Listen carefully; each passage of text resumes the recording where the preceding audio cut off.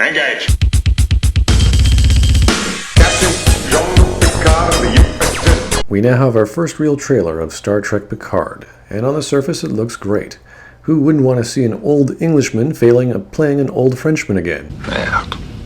Or have Data back, or have a more human 7 of 9. Have a pleasant afternoon. This is absurd. Or how about some kind of techno ninja? How about a whole bunch of emotive Vulcans with swords on their back? Wait, what's going on? This isn't Star Trek. Star Trek is science fiction. It's a believable future worlds with space drama where humans can coexist with aliens with some sort of believable or unbelievable visuals and makeup. Picard was a diplomat, the poster child for the peaceful Federation, solving things through negotiation and his intellect. And then he started driving dune buggies because this was a movie and Sir Patrick likes cars. Great, the Steve McQueen moment of acting, where the actor dictates the plot. And then he started regressing over the Borg, even though he already dealt with this issue. There's been this ongoing joke of the Star Trek movies. Whenever one hits the screen, the odd numbers tend to suck. Things get weird, like bad weird. Come back with me. Help me stop Soren. Make a difference again. Although Abrams has proven they all suck in the whole other universe. And this is the problem. Star Trek is something else now. It's been rebooted and J.J. Abrams'd. It's been rebooted again and rediscovered. Initiating donut maneuver, sir. Yum, yum. Yeah. It's about to be an animated comedy series. It's, as they say, not what it used to be. In theory, this all does look good, but not for the reasons that make it Star Trek. And instead, this is due to pure nostalgia, because Discovery isn't working. Perhaps because what we've been offered recently wasn't exactly what we were looking for. Perhaps because Paramount is now desperate and they can only rely on sequels which they know people will like. But here's the next logical question. What then is Star Trek Picard? Old man Picard on another adventure with fan favorites. Because they don't know what they're doing. They can't do anything new that's worthwhile. On the small screen, Discovery has proved this. On the big screen, Abrams has proven this. Seth MacFarlane has proven a parody sci-fi show is more Star Trek than Star Trek. And the people in charge are still in charge.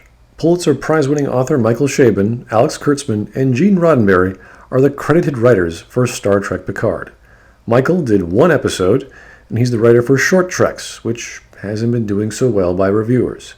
Alex Kurtzman also did one episode. He's mostly a producer, but also a writer for Star Trek Discovery, Star Trek 2009 the movie, and the 2007 Transformers movie, amongst others. And ironically, Roddenberry has been cremated, launched, and rotated into space so many times. In the first episode of Star Trek The Next Generation, an elderly Dr. McCoy is escorted to a shuttlecraft via Commander Data, as a sort of nod to the original series, a send-off of what came before. It was introducing new characters, new scenarios, and a new ship, a next generation. I don't see no points on your ears, boy, but you sound like a Vulcan. Now, imagine if an old familiar character like Kirk was the main character of The Next Generation, and all his younger and more capable friends and colleagues were there to pop up and do cameos just because. Would that make sense in 1987? So why does it make sense now? I sincerely hope that this is the last time that I find myself here. And what's to make sense in this world now where Nemesis's ersatz Data is now normal Data, or no longer Lucasian professor of Cambridge Data, or is he just a bunch of parts in a drawer Data? How the devil did they get a hold of and maintain a Borg cube? Why don't they get 7 of 9, Hugh and Janeway in the story too?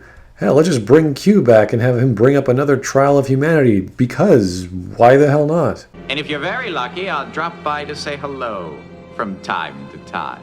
Sadly, it seems everything old is new again, but for the wrong reasons. As long as Picard doesn't start riding around a classic Jaguar, and Worf doesn't make a cameo just to wield a bat'leth, and Seven just doesn't wear any skin-tight bodysuits, although I guess that might be a good reason, I guess it can't be all that bad. I mean, it's automatically better than this. Now this is the power of man. I'm entitled to ramble on about something everyone knows. Captain Jean-luc Picard of the U.S. Enterprise. Captain Jean-luc Picard of the U.S. Enterprise. Make it so. Make it so. Make it so. Make it so. He just kept talking in one long